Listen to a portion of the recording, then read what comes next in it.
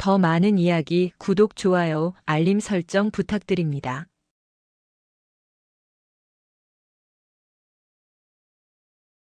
야, 이봐. 거기 헬멧 쓴 년아 귀 먹었어? 서울 송파구 잠실동 한강공원 둔치에 위치한 헬기장에는 강한 강바람이 몰아치고 있었다. 프로펠러가 돌아가며 일으키는 거센 풍압 때문에 옷자락이 펄럭이고 머리카락이 엉망이 되는 건 예사였지만 남자의 고함 소리는 그 소음마저 뚫고 들어올 만큼 날카롭고 신경질적이었다. 내 말 안 들려? 지금 사람이 불렀으면 당장 튀어와서 짐을 받아야 할 거 아니야. 빠져가지고는.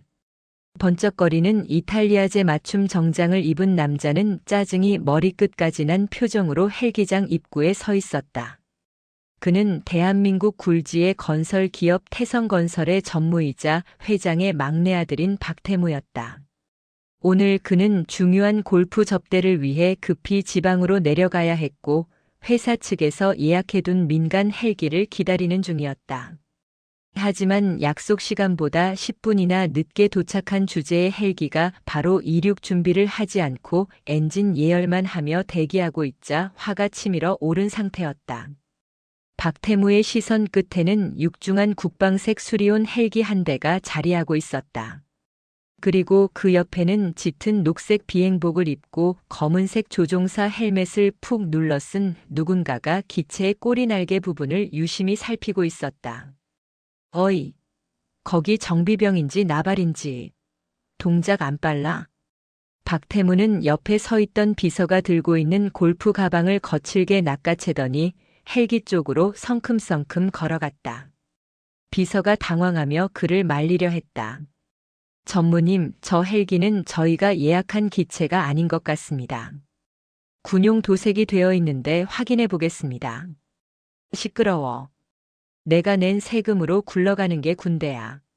급해 죽겠는데 찬밥 더운 밥 가리게 생겼어? 이미 박태무의 귀에는 아무것도 들리지 않았다. 그는 평소에도 군부대 관사나 시설 공사를 수주하며 군인들을 자신의 하청업체 직원 부리듯 해왔다. 그에게 군복 입은 사람은 그저 세금으로 밥 빌어먹는 아랫사람일 뿐이었다. 야! 박태무가 기어이 헬기 옆까지 다가가 정비를 하고 있던 군인의 어깨를 손가락으로 툭툭 쳤다. 기체의 상태를 점검하던 군인이 천천히 몸을 돌렸다. 헬멧에 검은 바이저가 내려져 있어 얼굴은 보이지 않았다. 다만 체구가 호리호리하고 비행복 태가 깔끔한 것으로 보아 앳된 부사관이나 위관급 장교처럼 보였다. 박태무는 턱짓으로 자신의 발치에 놓인 골프 가방을 가리켰다. 눈이 있으면 상황 파악이 될 텐데. 씻지 않고 뭐해? 헬멧을 쓴 군인은 미동도 하지 않았다. 바이저 너머의 시선이 박태무를 훑고 지나가는 것이 느껴졌다. 잠시 후 헬멧 안에서 기계음 섞인 차분한 목소리가 흘러나왔다. 여자의 목소리였다. 민간인은 헬기 접근 금지 구역입니다. 뒤로 물러나십시오. 뭐? 민간인? 박태무는 기가 차다는 듯 헛웃음을 터뜨렸다. 감히 일개 군바리가 그것도 여자가 명령조로 말하다니. 그는 입꼬리를 비틀며 비릿한 미소를 지었다. 아, 여자였어? 어쩐지 사이즈가 작다 했네. 야, 아가씨. 지금 상황 파악이 안 되나 본데 나 태성건설 박태무 전무야. 너네 부대 막사 지어준 게 우리 회사라고. 알아들어? 군인은 박태무의 자기소개에도 아랑곳하지 않고 고개를 돌려 다시 기체 점검을 하려 했다. 그 무시하는 태도에 박태무의 눈썹이 꿈틀거렸다. 그는 평생 남에게 거절당하거나 무시당해 본 적이 없는 사람이었다. 특히나 자신이 돈을 주는 을의 입장인 군인에게서는 더더욱 그랬다. 박태무가 홧김에 손에 들고 있던 스마트폰으로 헬기 몸체를 탕탕 두드렸다. 이봐, 김하사인지 박중사인지 모르겠는데 지금 쉬하지 말고 짐 실으라고. 내가 지금 골프 약속에 늦어서 기분이 아주 더럽거든. 내 아버지 친구가 누군지 알면 내가 이렇게 뻣뻣하게 못 굴 텐데. 말씀 삼가십시오.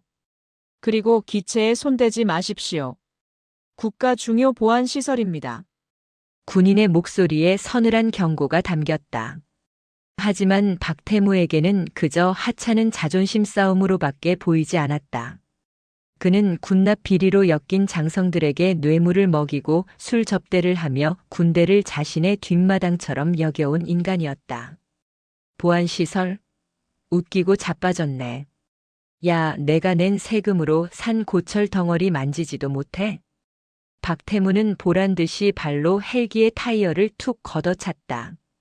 퍽 하는 소리와 함께 군인의 행동이 딱 멈췄다. 정비를 하던 손길을 멈추고 천천히 박태무를 향해 정면으로 돌아선 것이다. 헬멧의 검은 바이저에 박태무의 거만하게 일그러진 얼굴이 비쳤다. 당장 사과하십시오. 뭐? 사과? 지금 군용 장비를 훼손하려 했고 작전 수행 중인 군인에게 모욕을 주었습니다. 당장 사과하고 구역 밖으로 나가십시오. 이건 경고가 아니라 명령입니다. 명령? 박태무의 얼굴이 불그락푸르락해졌다. 감히 일개 정비관 주제에 어디서 명령질인가 싶었다. 뒤에서 지켜보던 비서실장이 사색이 되어 달려왔다. 전무님 참으십시오. 저쪽 분위기가 심상치 않습니다. 그냥 저희 헬기 기다리시죠. 시끄러워. 너는 저리 비켜. 박태무는 비서실장을 거칠게 밀쳐내고는 안주머니에서 두툼한 장지갑을 꺼냈다. 가죽 냄새가 진동하는 명품 지갑을 벌리더니 안에 들어있던 수표 몇 장과 5만 원권 지폐 뭉치를 거칠게 뽑아들었다. 그래, 군인 정신 투철하시다 이거지. 돈이 부족해서 이러는 거 아니야? 너네 월급 쥐꼬리만 한 거 내가 다 아는데 자존심 세우지 말고 이거 받고 짐이나 옮겨. 그는 돈뭉치를 쥔 손을 흔들며 조롱 섞인 어조로 말했다. 이 정도면 내 1년치 월급은 될 거다. 가서 커피도 좀 사오고 남은 건 용돈 해. 아가씨가 군대에서 기름 만지느라 고생이 많네. 피부 상하겠다. 군인은 대답이 없었다.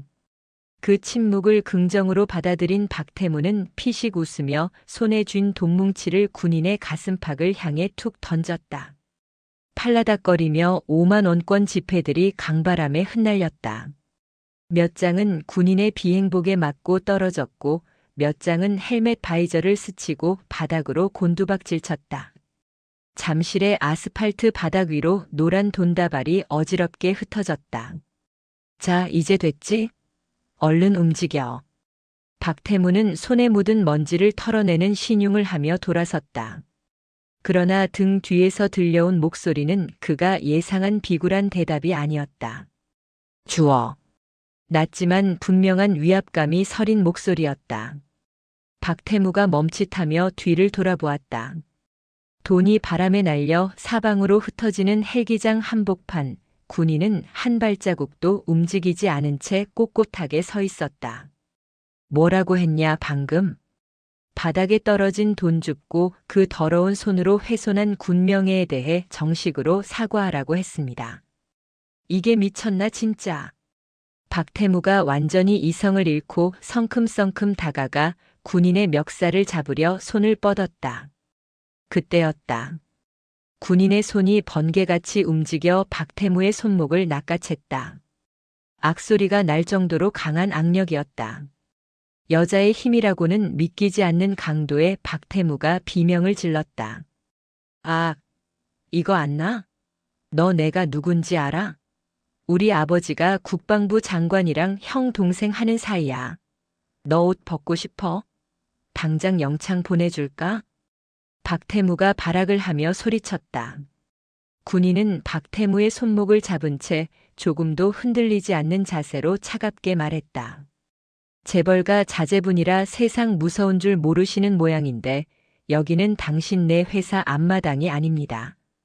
그리고 군인은 잡고 있던 박태무의 손을 거칠게 뿌리쳤다. 박태무가 중심을 잃고 비틀거리며 뒤로 물러났다. 당신이 함부로 옷 벗길 수 있는 계급도 아니고. 군인이 천천히 헬멧의 턱끈을 풀었다. 딸깍 하는 소리가 묘하게 헬기장 전체에 울려 퍼졌다. 박태무는 씩씩거리면서도 기묘한 긴장감에 침을 꿀꺽 삼켰다. 바람에 흩날리는 돈다발 사이로 군인이 양손으로 헬멧을 들어 올렸다. 눌려있던 검은 단발머리가 찰랑이며 드러났다. 드러난 얼굴은 40대 초반 정도로 보였으나 피부가 맑고 눈매가 살아있어 실제 나이보다 훨씬 젊어 보였다. 하지만 박태무의 시선을 사로잡은 것은 그녀의 미모가 아니었다. 헬멧을 벗자 비로소 드러난 비행복의 양쪽 어깨. 그곳에는 은실로 자수 놓인 커다란 별 하나가 아침 햇살을 받아 번쩍이고 있었다. 무궁화 받침 위에 솟아오른 하나의 별 준장이었다. 순간 헬기장에는 헬기의 엔진 소리마저 잦아든 것 같은 정적이 흘렀다. 박태무는 자신의 눈을 의심했다. 하사나 중사, 기껏해야 위관급 장교일 거라 생각했던 여자의 어깨에 장군의 상징인 별이 달려 있었기 때문이다. 별. 박태무의 입에서 바보 같은 소리가 새어나왔다. 상황 파악이 덜 된 뇌가 현실을 부정하려 애쓰고 있었다. 저렇게 젊은 여자가, 아니 저런 곳에서 정비를 하고 있던 사람이 장군일 리가 없었다. 코스프레인가 하는 생각마저 들었다. 하지만 그녀 차은솔 준장의 눈빛은 진짜였다. 수많은 작전과 사선을 넘나든 지휘관만이 가질 수 있는 서늘하고도 묵직한 살기가 박태무를 짓누르고 있었다. 차은솔 준장이 헬멧을 옆구리에 끼고 흐트러진 머리를 쓸어넘기며 나지막이 입을 열었다. 태성건설 박태무 전무. 내 월급이 쥐꼬리만 한지는 모르겠지만 내 명예는 당신 전 재산을 털어도 못 살 텐데. 그녀가 바닥에 떨어진 수표 한 장을 군화발로 지그시 밟으며 말을 이었다. 어디 계속 지져보시지. 국방부 장관 친구라는 아버지 믿고. 거짓말하지 마. 어디서 약을 팔아? 박태무는 뒷걸음질 치며 비명을 지르듯 소리쳤다. 그의 시선은 차은솔의 어깨 위에 놓인 별에 고정된 채 떨어질 줄 몰랐다. 햇빛을 받아 영롱하게 빛나는 은색 별. 대한민국 군대에서 장군이라는 호칭을 듣는 존재. 수십만 장병 중에서도 극소수만이 오를 수 있다는 그 자리에 눈앞에 이 젊은 여자가 서 있다는 사실을 그는 도저히 받아들일 수가 없었다. 야, 비서실장. 이거 확인해봐. 요새는 개나 소나 코스프레하고 돌아다닌다며? 어디서 가짜 계급장 달고 와서 사기를 쳐? 박태무는 현실을 부정하기 위해 필사적이었다.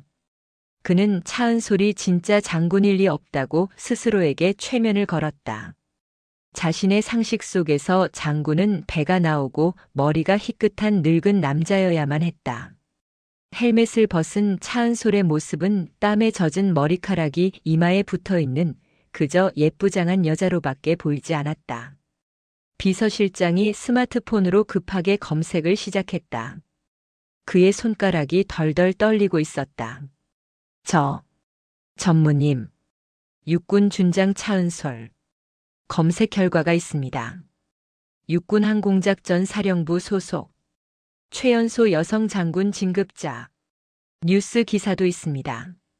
비서실장이 창백하게 질린 얼굴로 스마트폰 화면을 박태무에게 내밀었다. 화면 속에는 정복을 입고 대통령에게 삼정검을 수여받는 차은솔의 사진이 선명하게 박혀 있었다. 눈앞에 있는 기름때 묻은 비행복을 입은 여자가 사진 속의 그 인물임이 틀림없었다.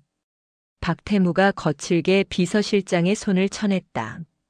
스마트폰이 바닥으로 떨어져 액정이 박살났다. 시끄러워.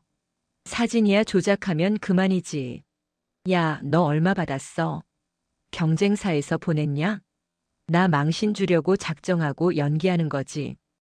끝까지 억지를 부리는 박태무를 보며 차은솔은 싸늘한 미소를 지었다. 그녀는 더 이상 그와 말을 섞는 것조차 시간 낭비라고 판단했다. 차은솔은 허리춤에 차고 있던 무전기를 들었다. 부관, 지금 어디지? 치직거리는 잡음과 함께 다급한 남자의 목소리가 터져 나왔다. 현재 헬기장 입구 통과했습니다. 1분 내로 도착합니다. 준장님 무슨 일 있으십니까? 도착하면 알게 될 거야. 헌병대도 같이 대기시켜. 알겠습니다. 무전을 끄는 차은솔은 바닥에 흩어진 돈다발을 다시 한번 내려다보았다. 바람에 날려 여기저기 흩어진 5만 원권들이 마치 박태무의 갈기갈기 찢긴 인성처럼 보였다. 당신은 지금 인생에서 가장 비싼 수업료를 낸 거야. 그 돈 절대 줍지 마. 증거물 보존해야 하니까. 뭐? 증거물? 그때 헬기장 입구 쪽에서 굉음과 함께 검은색 군용 세단 한 대가 미친 듯이 질주해 들어왔다.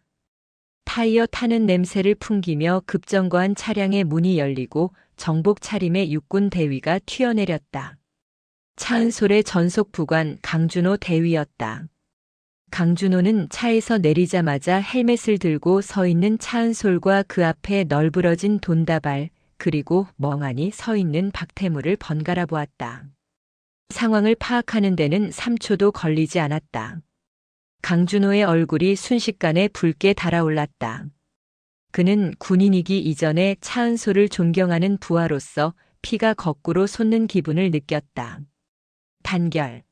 준장님, 괜찮으십니까? 강준호가 우렁차게 경례를 붙였다. 그 목소리가 어찌나 큰지 박태무가 움찔할 정도였다. 차은솔은 가볍게 손을 들어 담례했다. 나는 괜찮아. 다만 저기 저 민간인이 내 기분을 좀 상하게 하네. 강준호가 무서운 형상으로 박태무를 노려보았다. 건장한 체격의 특전사 출신인 강준호가 뿜어내는 위압감은 박태무의 비서들이 감히 앞을 막을 엄두도 못 낼 정도였다. 당신입니까? 상관에게 돈을 집어던진 게. 아니, 그게 아니라. 나는 그냥 팁을 좀 주려고. 박태무가 횡설수설하며 변명했다. 강준호는 으득 이를 갈며 한 걸음 더 다가갔다. 대한민국 장군에게 팁? 당신 제정신이야. 이건 상관 모욕죄의 국군 전체를 능멸한 행위야. 강준호의 고함에 박태무는 찔끔하며 뒤로 물러났다.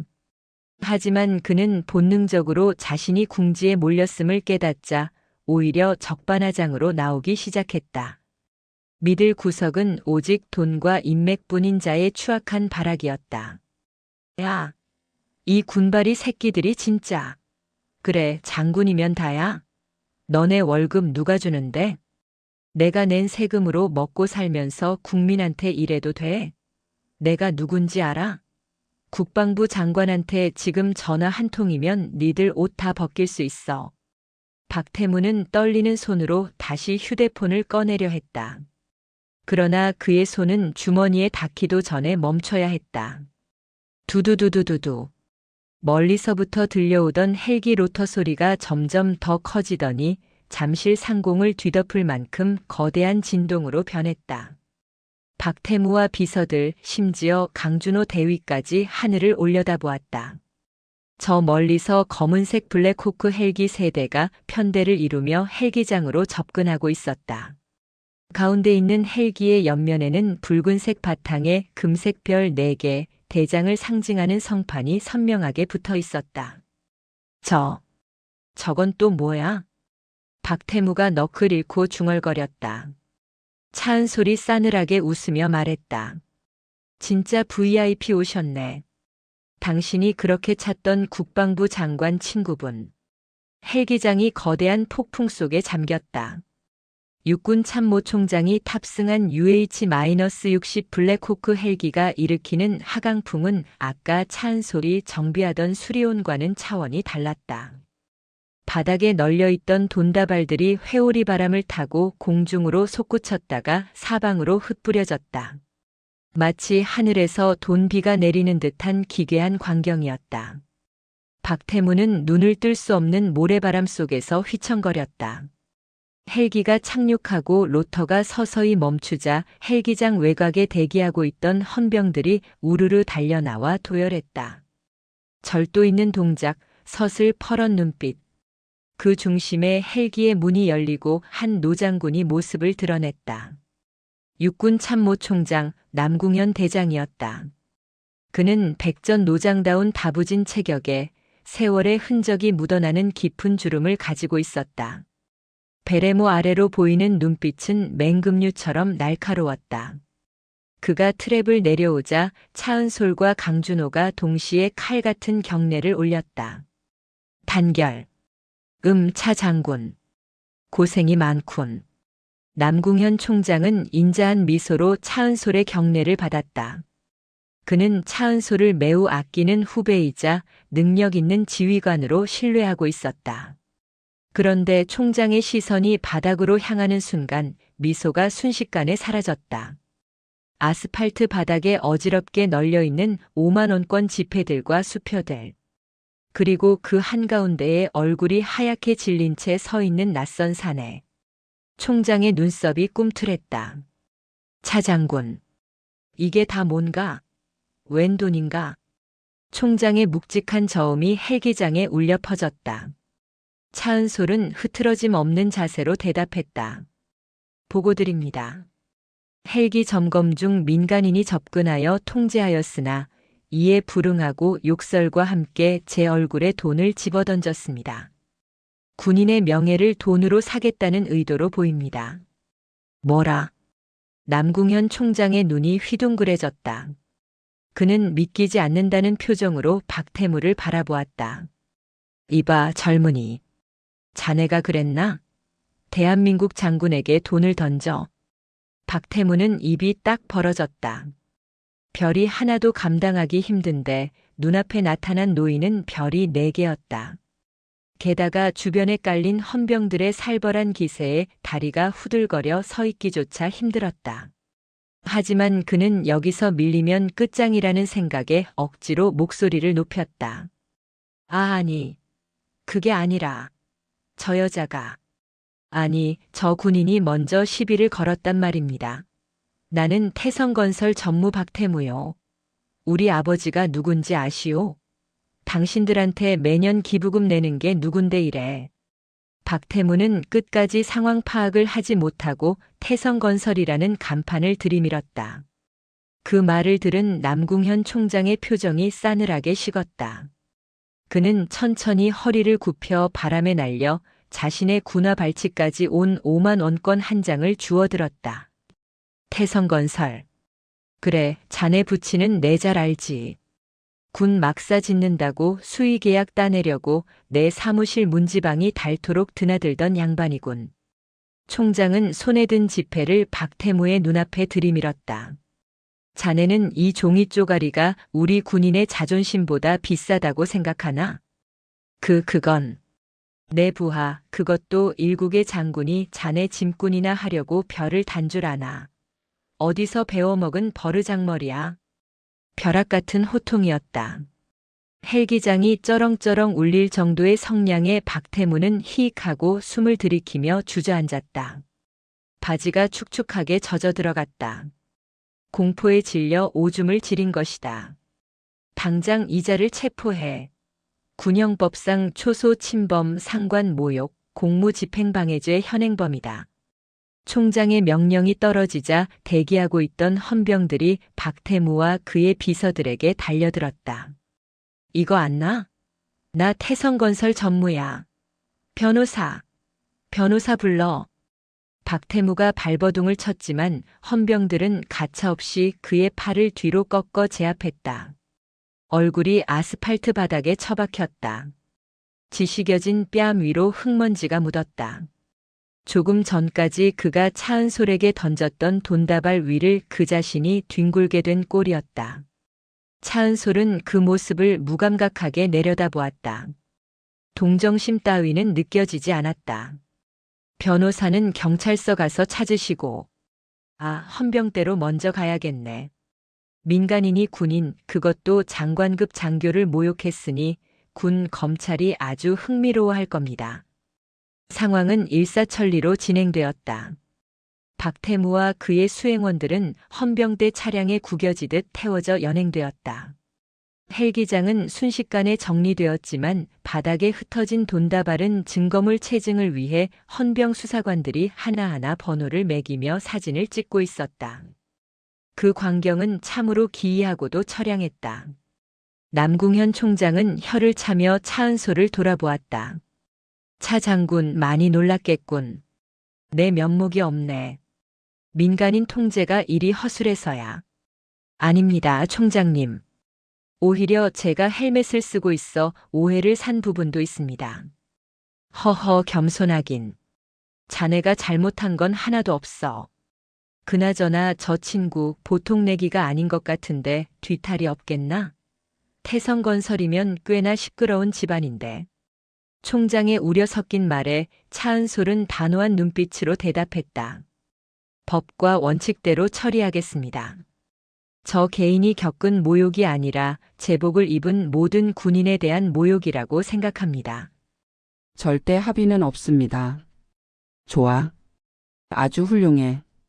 내가 뒤에서 든든하게 받쳐줄 테니 소신껏 밀고 나가게. 국방부 법무관리관실에도 내가 직접 이야기해 두지. 감사합니다. 총장의 격려를 받은 차은솔은 곧바로 강준호 대위에게 지시를 내렸다.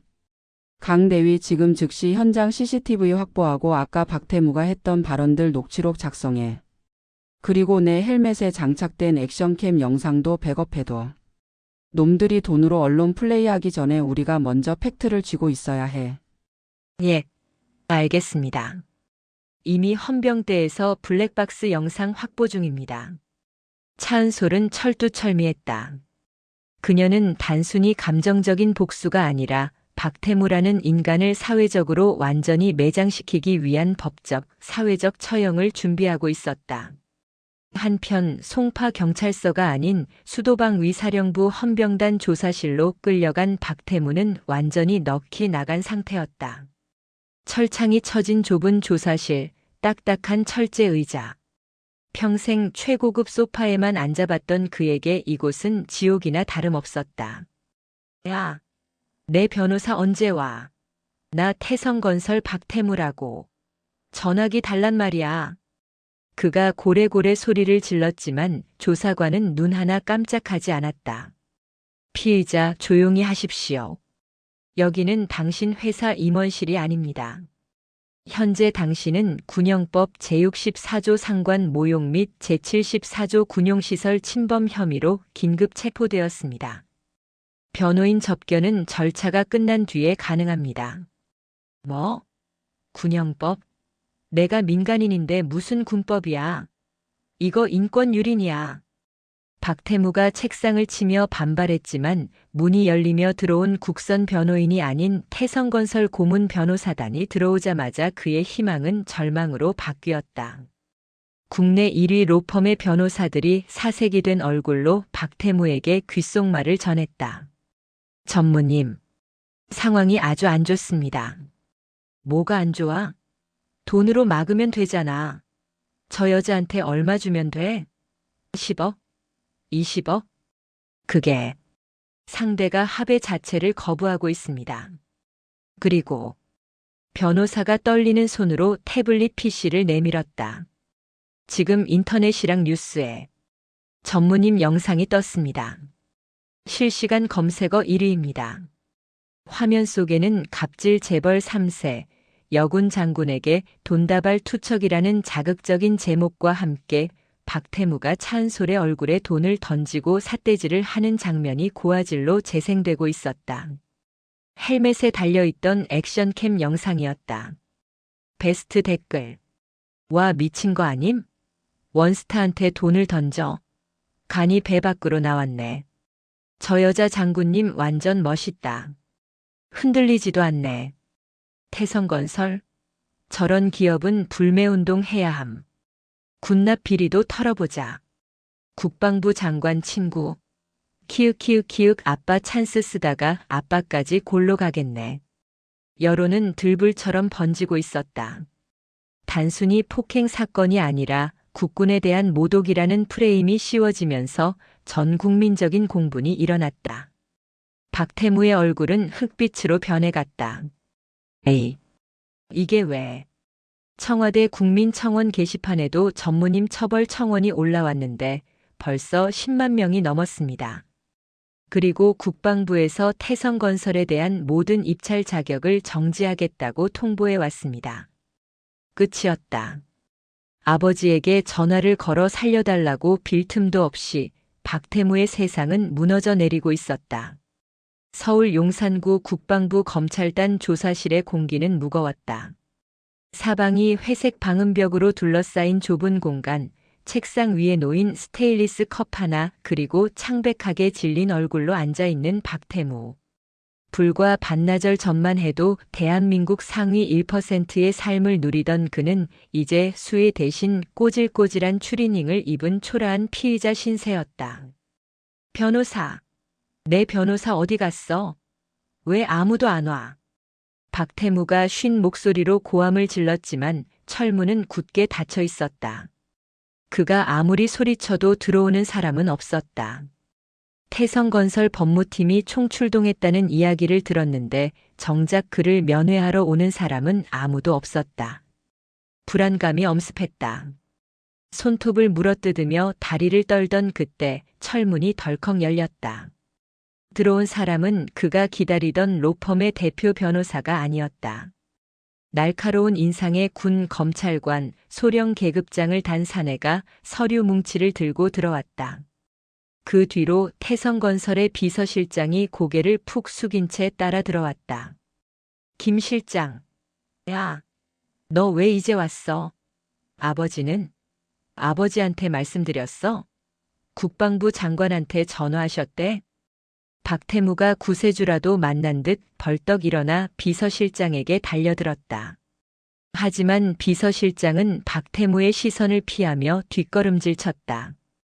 평소라면 굽신거렸을 그가 박태무의 손을 슬쩍 뿌리치기까지 했다. 전무님. 아니, 박태무 씨. 비서실장의 호칭이 바뀌었다. 박태무의 눈이 휘둥그레졌다. 뭐? 박태무 씨? 너 지금 돌았냐? 회장님께서 전화라고 하셨습니다. 비서실장은 품에서 하얀 봉투 하나를 꺼내 책상 위에 올려놓았다. 봉투 겉면에는 해임 통지서라는 글자가 선명하게 찍혀 있었다. 오늘부로 태성건설 전무직에서 해임되셨습니다. 그리고 회장님께서는 이번 사태에 대해 대국민 사과 성명을 발표하셨고 사회적 물의를 일으킨 자식과는 의절하겠다는 뜻을 명확히 하셨습니다. 뭐라고? 아버지가 나를 버려? 거짓말하지 마. 내가 막내 아들인데 나를 버린다고. 이미 주주총회가 소집되었습니다. 그룹 이미지가 바닥을 쳤고 주가가 폭락해서 주주들의 원성이 하늘을 찌릅니다. 회사를 살리기 위해서는 꼬리를 자르는 수밖에 없습니다. 변호인단도 전원 철수했습니다. 이제 당신을 변호할 사람은 태성건설에 없습니다. 비서실장은 차갑게 말을 마치고는 뒤도 돌아보지 않고 조사실을 나갔다. 철문이 쾅 닫히는 소리가 박태무의 심장에 쐐기를 박았다. 거짓말이야. 이거 다 꿈이야. 아버지. 박태무가 문을 두드리며 울부짖었지만 소용없었다. 군 검찰관이 한심하다는 듯 혀를 차며 책상을 군화발로 걷어찼다. 쾅 하는 소리에 박태무가 딸꾹질을 하며 주저앉았다. 자, 상황 파악 끝났으면 앉으시지. 이제 당신 뒤를 봐줄 백은 없어. 국방부 장관. 그 양반이 지금 제일 먼저 자네 구속 수사하라고 지시했어. 자기까지 불똥 튈까봐 전전긍긍하고 있거든. 군 검찰관이 서류를 넘기며 비릿하게 웃었다. 상관 모욕, 초소 침범, 폭행, 협박. 죄목이 아주 화려해. 게다가 국민청원이 20만 명을 넘었어. 여론이 너를 찢어 죽이고 싶어 안달이 났다는 소리야. 판사가 미치지 않고서야 너한테 집행유예를 줄까? 징역 살 준비나 해. 자, 잘못했습니다. 검사님, 제가 돈 드릴게요. 얼마면 됩니까? 50억? 100억? 해외 계좌에 돈 많습니다. 제발 한 번만 봐주세요. 박태무는 바짓가랑이를 붙잡고 애원했다. 평소 돈으로 모든 것을 해결해 왔기에 이번에도 통할 거라 믿었다. 하지만 검찰관의 표정은 싸늘하게 굳었다. 이봐요, 박태무 씨. 당신은 아직도 상황 파악이 안 되나 본데 당신이 던진 그 돈다발이 당신 목을 조르는 올가미가 된 거야. 대한민국 군인을 돈으로 매수하려고 해? 죄목 하나 더 추가해줘. 검찰관은 녹음기를 켜며 차갑게 선언했다. 조사 시작합니다. 묵비권 행사하든 말든 상관없습니다. 이미 증거는 차고 넘치니까. 박태무는 그제야 깨달았다. 자신이 갇힌 이곳은 돈도 인맥도 아버지의 후광도 통하지 않는 완벽한 벼랑 끝이라는 사실을. 그는 차가운 시멘트 바닥에 엎드려 짐승처럼 오열했다. 사건 발생 2주 후 서울중앙지방법원 형사 합의부 법정 앞은 그야말로 인산인해였다. 수백 명의 취재진과 시민단체 그리고 예비역 군인들이 몰려나와 피켓을 들고 시위를 벌이고 있었다. 갑질 재벌 구속하라, 군인의 명예를 짓밟은 자, 법정 최고형으로 다스려라. 법원 복도까지 가득 찬 인파를 뚫고 호송차 한 대가 도착했다. 문이 열리고 포승줄에 묶인 박태무가 끌려 나왔다. 불과 보름 만에 그는 10년은 늙어 보였다. 덥수룩한 수염, 퀭한 눈, 헐렁한 수의 가슴에는 파란색 수용 번호가 달려 있었다. 박태무 씨, 혐의 인정하십니까? 차은솔 준장에게 사과하셨습니까? 아버지가 의절하셨다는데 심정이 어떻습니까?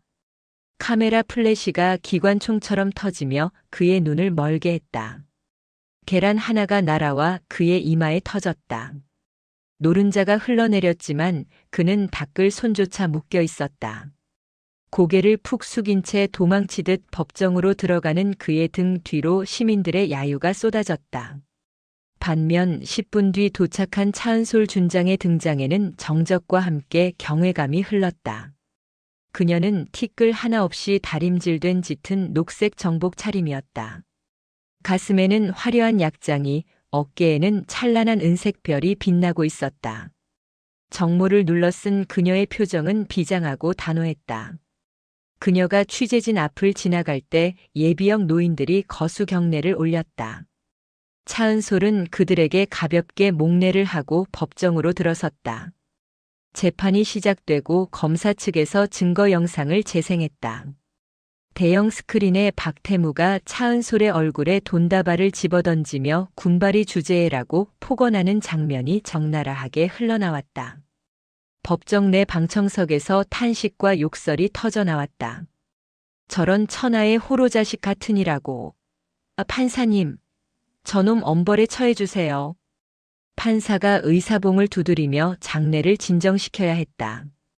피고인석에 앉은 박태무는 고개를 들지 못하고 부들부들 떨고 있었다. 자신의 추악한 민낯이 전 국민 앞에서 까발려지는 순간이었다. 증인석에 앉은 차은솔 준장이 마이크를 잡았다. 판사가 물었다. 피해자, 피고인에게 하고 싶은 말이 있습니까? 차은솔은 잠시 침묵하다가 박태무를 똑바로 응시했다. 그녀의 눈빛에는 한치의 흔들림도 없었다. 존경하는 재판장님. 저는 오늘 개인의 억울함을 호소하러 이 자리에 나온 것이 아닙니다. 그녀의 목소리는 차분하지만 힘이 있었다. 법정 안의 모든 사람이 숨을 죽이고 그녀의 입을 주목했다. 저자가 제 얼굴에 던진 것은 단순히 종이돈이 아니었습니다. 그것은 혹한의 추위와 자결하는 태양 아래서 조국을 지키기 위해 청춘을 바치고 있는 60만 국군 장병들의 자존심을 짓밟은 행위였습니다.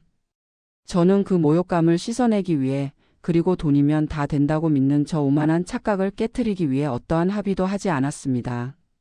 차은솔은 잠시 말을 멈추고 떨고 있는 박태무를 가리켰다. 돈으로 계급을 살 수 없고 돈으로 명예를 덮을 수 없다는 것을 이 재판을 통해 증명해 주십시오. 그래야 지금 이 순간에도 최전방 철책을 지키는 병사들이 자신의 군복을 부끄러워하지 않을 것입니다.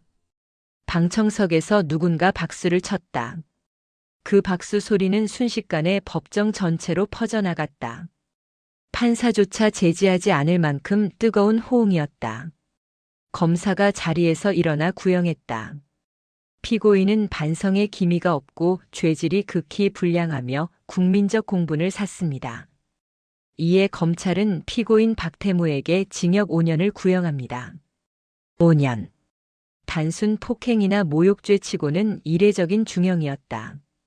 그 소리를 듣는 순간 박태무의 다리가 풀렸다. 그는 자기도 모르게 자리에서 일어나 바닥에 엎드렸다. 판사님, 잘못했습니다. 장군님, 아니 차은솔 준장님, 제가 죽을 죄를 지었습니다. 제발 살려주세요. 감옥만은 안 됩니다. 저 폐소공포증도 있고 공황장애도 있어요. 제발. 그는 체면이고 뭐고 다 집어치우고 바닥을 기며 차은솔 쪽으로 손을 뻗었다. 콧물과 눈물이 범벅이 된 얼굴은 가관이었다. 재벌 3세의 위험은 온데간데 없고 그저 살려달라고 비는 비루한 범죄자만 남았다. 법정 경위들이 달려들어 그를 제지하고 끌어냈다. 차은솔은 바닥을 기며 울부짖는 박태무를 싸늘하게 내려다보았다. 마치 벌레를 보는 듯한 눈빛이었다. 그녀는 입모양으로 짧게 말했다. 주워 담기엔 너무 늦었어. 끌려나가는 박태무의 절규가 법정 문 밖으로 사라질 때까지 차은솔은 자세를 흐트리지 않았다. 그것은 완벽한 승리이자 가장 처절한 응징이었다. 경기도 의왕시 서울구치소의 육중한 철문이 쾅 하는 소리와 함께 닫혔다. 그 소리는 마치 박태무의 인생이 끝났음을 알리는 종소리처럼 들렸다. 그는 포승줄에 묶인 채 교도관의 손에 이끌려 복도를 걷고 있었다. 빨리빨리 좀 다닙시다. 3502번, 여기가 호텔인 줄 알아? 교도관이 곤봉으로 박태무의 등을 툭 밀었다. 3502번. 그것이 이제 박태무의 이름이었다. 태성건설 전무라는 직함도 재벌 3세라는 수식어도 이곳에서는 아무런 효력이 없었다. 그는 지급받은 누런색 수의를 입고 있었다. 사이즈가 맞지 않아 소매는 짧았고 바지는 헐렁했다. 평생 이탈리아 장인이 만든 수트만 입던 그에게 까칠까칠한 싸구려 면직물의 감촉은 고문이나 다름없었다. 자, 여기가 내가 지낼 방이다. 들어가. 교도관이 철창문을 열고 그를 밀어 넣었다. 박태무가 비틀거리며 방 안으로 들어섰다. 퀴퀴한 냄새가 코를 찔렀다.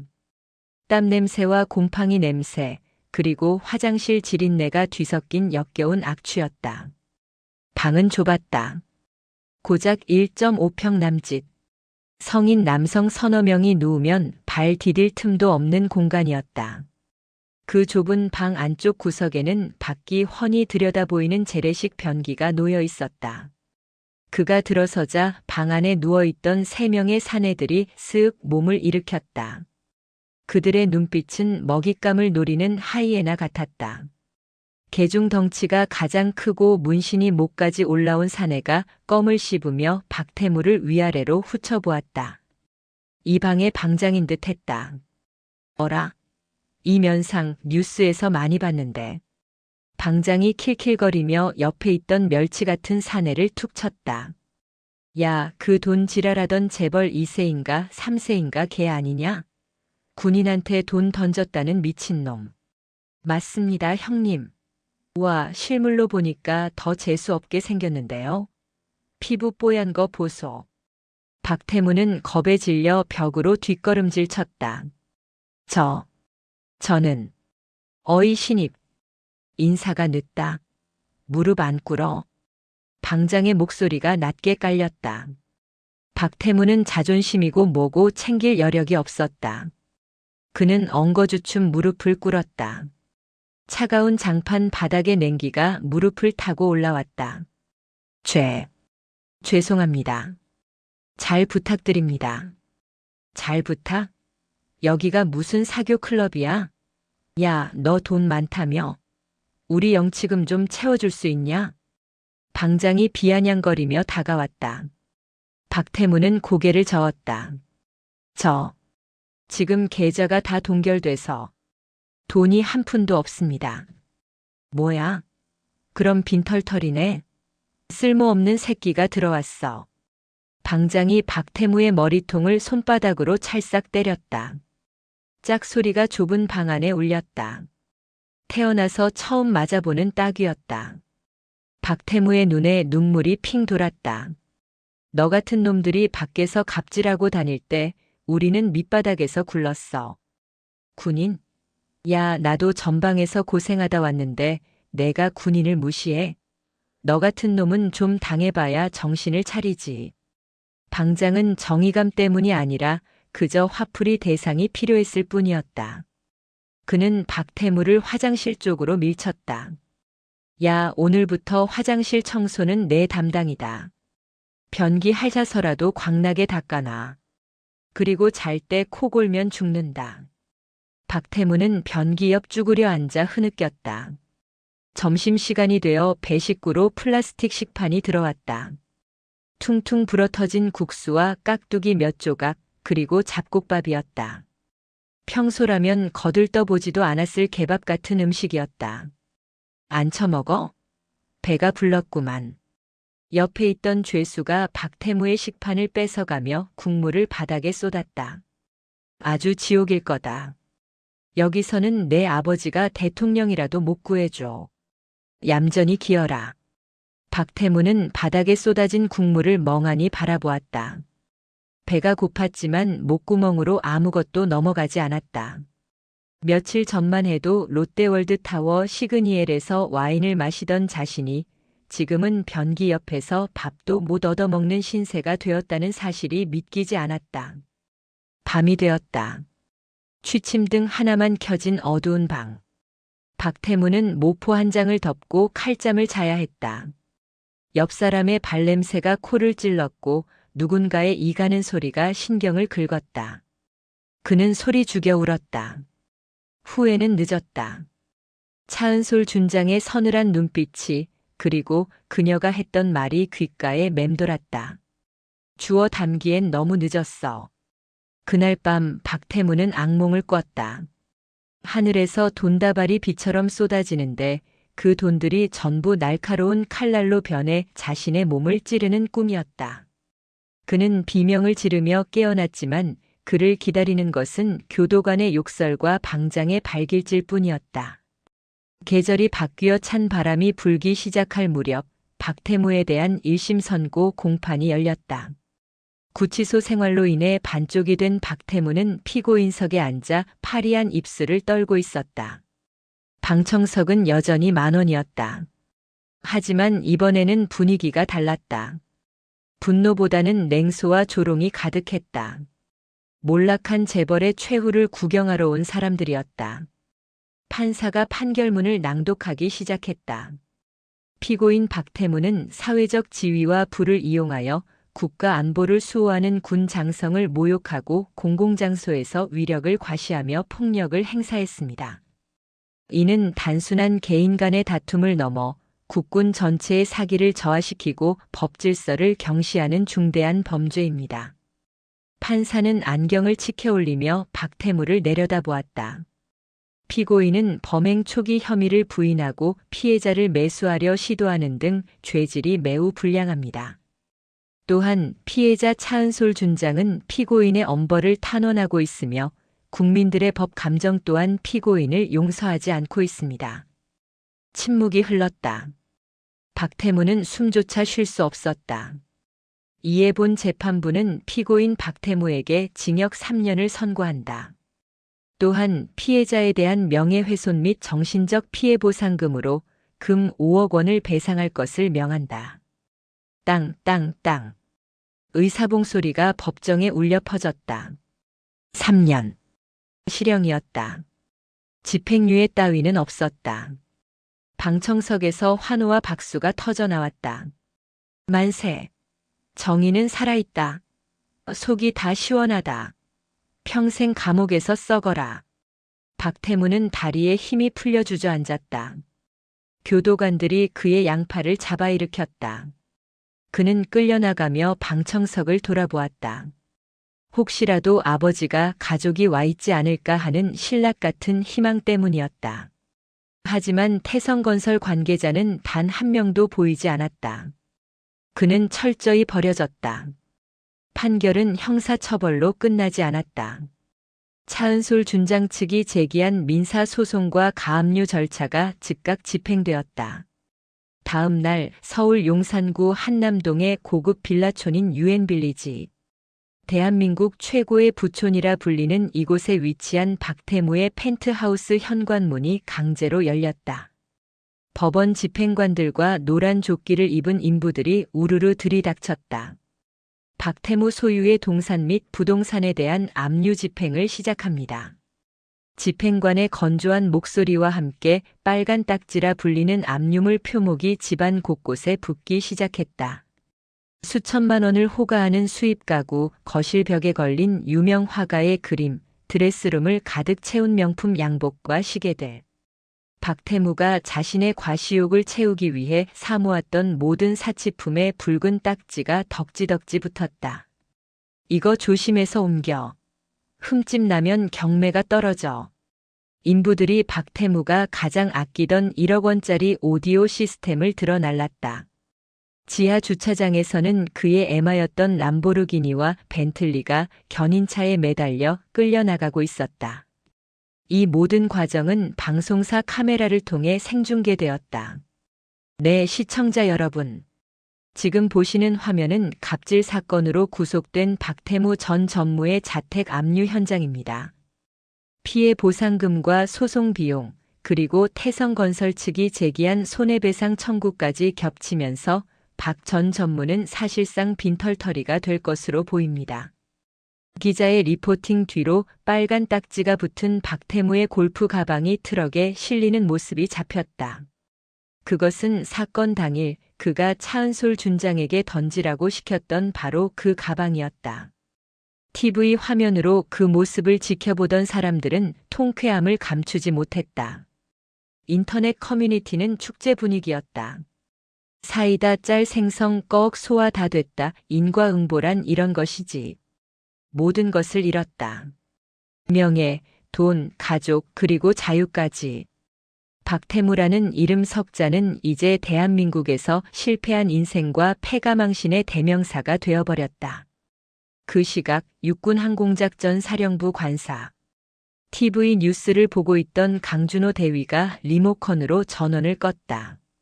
그는 소파에 앉아 차를 마시고 있는 차은솔 준장을 바라보았다. 준장님 뉴스 보셨습니까? 박태무 집안 살림살이가 다 경매로 넘어갔답니다. 완전히 파산이랍니다. 차은솔은 찻잔을 내려놓으며 담담하게 고개를 끄덕였다. 그녀의 표정에는 기쁨도 슬픔도 없었다. 그저 해야 할 일을 마친 군인의 평온함만이 감돌았다. 그 사람의 불행을 즐길 필요는 없어. 단지 자신이 저지른 일에 대한 책임을 지는 것뿐이니까. 정말 대단하십니다. 저라면 놈이 망하는 걸 보며 샴페인이라도 터뜨렸을 텐데요. 강 대위 군인의 승리는 적을 짓밟는 데서 오는 게 아니야. 우리가 지켜야 할 가치를 끝까지 수호했을 때 오는 거지. 이번 일로 사람들이 군복의 무게를 조금이라도 알아준다면 그걸로 좋게. 차은솔은 자리에서 일어나 창가로 다가갔다. 창밖에는 그녀가 지휘하는 헬기 부대의 활주로가 펼쳐져 있었다. 질서 정연하게 도열한 헬기들이 햇빛을 받아 빛나고 있었다. 준비해. 내일 국방부에서 훈장 수여식이 있어. 너도 같이 가야지. 네, 알겠습니다. 강준호의 우렁찬 대답이 관사에 울렸다. 몰락한 자는 감옥이라는 구렁텅이로 떨어졌고 명예를 지킨 자는 가장 높은 곳으로 비상할 준비를 하고 있었다. 3년이라는 시간은 길다면 길고 짧다면 짧은 시간이었다. 경기도 안양시 안양교도소의 육중한 철문이 열리고 한 남자가 세상 밖으로 걸어 나왔다. 계절은 겨울의 한복판, 살을 애는 듯한 칼바람이 앙상하게 마른 남자의 뺨을 때렸다. 박태무였다. 하지만 예전의 재벌 3세 박태무의 모습은 어디에도 없었다. 머리는 듬성듬성 빠져 있었고 피부는 거칠었으며 치아는 영양실조와 잇몸 질환으로 인해 몇 개가 빠져 있었다. 그가 입고 있는 옷은 출소자 지원 단체에서 기부한 낡은 패딩 점퍼와 무릎이 튀어나온 트레이닝복 바지뿐이었다. 누구? 없나? 박태무는 떨리는 눈으로 교도소 앞 주차장을 두리번거렸다. 3년 전 그가 구속되기 전까지만 해도 그의 곁에는 항상 수행비서와 경호원들이 벌떼처럼 붙어 있었다. 하지만 지금 그곳에는 삭막한 아스팔트 바닥 위를 굴러다니는 낙엽뿐이었다. 아무도 오지 않았다. 아버지도 형제들도 그가 돈을 뿌려대며 거느렸던 친구들도 빌어먹을. 박태무는 입술을 깨물었다. 피비린내가 났다. 그는 주머니를 뒤적거려 꼬깃꼬깃한 1,000원짜리 지폐 몇 장과 동전을 꺼냈다. 교도소에서 노역을 하며 번 돈, 그리고 영치금 잔액을 합친 전 재산이었다. 고작 3만 원 남짓. 한때 밥 한 끼에 30만 원을 우습게 쓰던 그에게는 너무나 비현실적인 액수였다. 그는 버스를 타고 서울로 향했다. 그가 갈 곳은 한남동의 대저택이 아니었다. 그 집은 이미 경매로 넘어가 남의 손에 들어간 지 오래였다. 그가 향한 곳은 서울역이었다. 갈 곳 없는 자들이 마지막으로 모여드는 곳. 서울역 광장은 화려한 도시의 불빛과 대비되어 더욱 춥고 어두웠다. 박태무는 무료 급식소 줄 끝에 서서 고개를 푹 숙였다. 자존심? 그런 건 사치였다. 당장 백가죽이 등짝에 붙을 것 같은 허기가 그를 지배했다. 아저씨, 여기 식판이요. 봉사자가 건넨 김이 모락모락 나는 국밥을 받아든 박태무는 허겁지겁 숟가락을 놀렸다. 국물이 턱을 타고 흘러내려도 닦을 생각조차 하지 않았다. 뜨거운 국물이 식도를 타고 넘어가자 그제야 눈물이 왈칵 쏟아졌다. 왜 나한테만 이런 일이 생기는 거야? 그는 여전히 반성보다는 억울함에 젖어 있었다. 그때였다. 서울역 광장 한편에 설치된 대형 전광판에서 뉴스 특보가 흘러나왔다. 속보 육군, 창군 이래 최초의 여성 군단장 배출 유력. 차은솔 소장, 국민 영웅으로 떠오르다. 박태무의 숟가락이 딱 멈췄다. 그는 홀린 듯 고개를 들어 전광판을 바라보았다.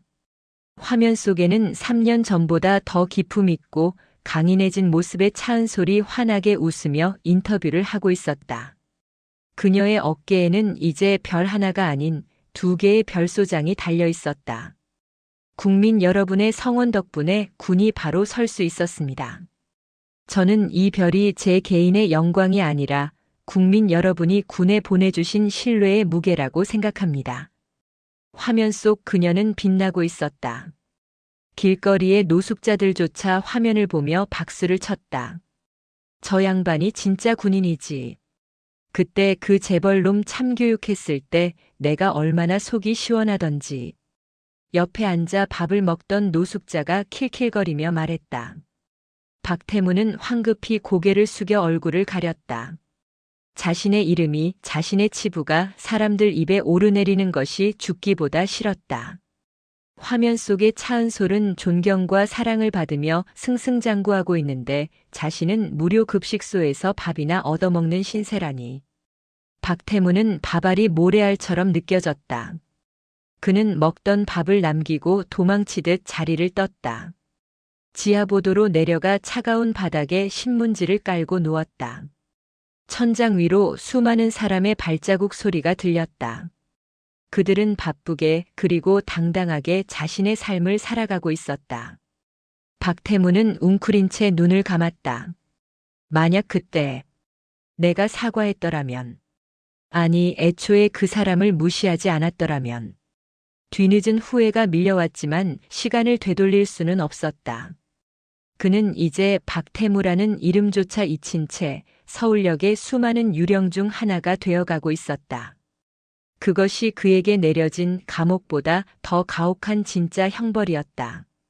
일주일 후 서울 용산구 전쟁기념관 평화의 광장.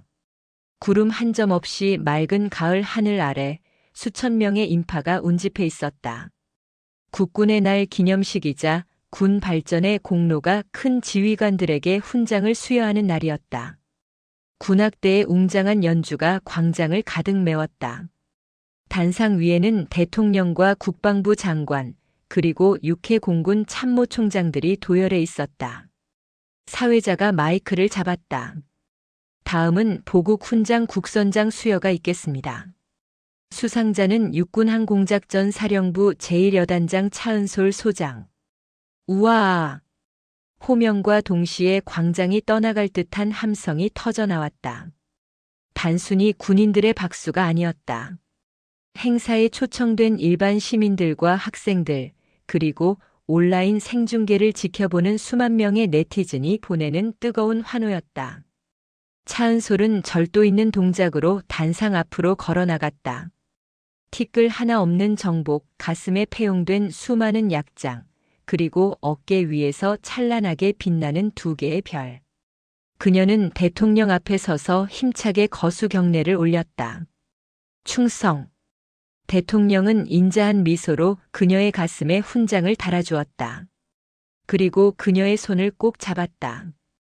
차 장군 고맙습니다. 장군 덕분에 우리 군의 위상이 아주 높아졌습니다. 돈과 권력 앞에서도 굴하지 않는 군인 정신, 그것이 바로 국민이 바라는 군의 모습입니다. 과찬의 말씀입니다. 저는 그저 제복 입은 군인으로서 해야 할 일을 했을 뿐입니다. 차은솔의 대답은 겸손했지만 목소리에는 흔들리지 않는 심지가 담겨 있었다. 시상식이 끝나고 차은솔이 단상을 내려오자 익숙한 얼굴이 그녀를 맞이했다. 이제는 소령으로 진급한 강준호였다. 그는 눈가가 촉촉해진 채 씩씩하게 경례했다. 축하드립니다. 사령관님, 정말 멋지십니다. 강소령 눈물 닦아. 남들이 보면 주책이라고 한다. 차은솔이 피식 웃으며 강준호의 어깨를 두드렸다. 헬기 준비됐나? 예, 주기장에 대기 중입니다. 오늘 비행은 사령관님께서 직접 조종관을 잡으신다고 해서 정비팀이 밤새 닦고 조여놨습니다. 차은솔은 고개를 끄덕였다. 그녀는 의전용 세단을 마다하고 헬기장으로 향했다. 그곳에는 그녀의 분신과도 같은 육중한 공격 헬기, 아파치 가디언이 위용을 뽐내며 대기하고 있었다. 그녀는 정복 재킷을 벗어 강준호에게 건네고 익숙한 손놀림으로 비행복을 입었다. 그리고 3년 전 박태무가 돈을 던졌던 그 헬멧을 다시 집어들었다. 헬멧 표면에는 그때의 흠집이 희미하게 남아 있었지만 그녀는 그것을 지우지 않았다. 그 상처야말로 그녀가 지켜낸 명예의 훈장이나 다름없었기 때문이다. 탑승한다. 차은솔이 조종석에 올라타 헬멧을 썼다. 바이저가 내려오고 그녀의 눈빛이 매섭게 빛났다. 엔진 시동 버튼을 누르자 거대한 로터가 굉음을 내며 돌아가기 시작했다. 두두두두두두두. 심장을 울리는 엔진 소리, 온몸으로 전해지는 진동. 차은솔은 조종관을 꽉 쥐었다. 이 순간만큼은 그녀는 장군도 영웅도 아닌 하늘을 사랑하는 파일럿이었다. 이륙 허가 요청. 관제탑 카피. 이륙을 허가합니다. 차은솔 장군님, 안전 비행하십시오. 그리고 존경합니다. 관제탑 통신병의 떨리는 목소리가 헤드셋을 통해 들려왔다. 차은솔은 미소를 지으며 콜렉티브 피치를 당겼다. 거대한 기체가 중력을 거스르고 가볍게 떠올랐다. 눈 아래로 서울의 전경이 파노라마처럼 펼쳐졌다. 한강의 물결이 햇빛을 받아 반짝이고 저 멀리 남산타워가 손에 잡힐 듯 가까워졌다. 차은솔은 기술을 높였다. 더 높이, 더 멀리. 그녀는 알고 있었다.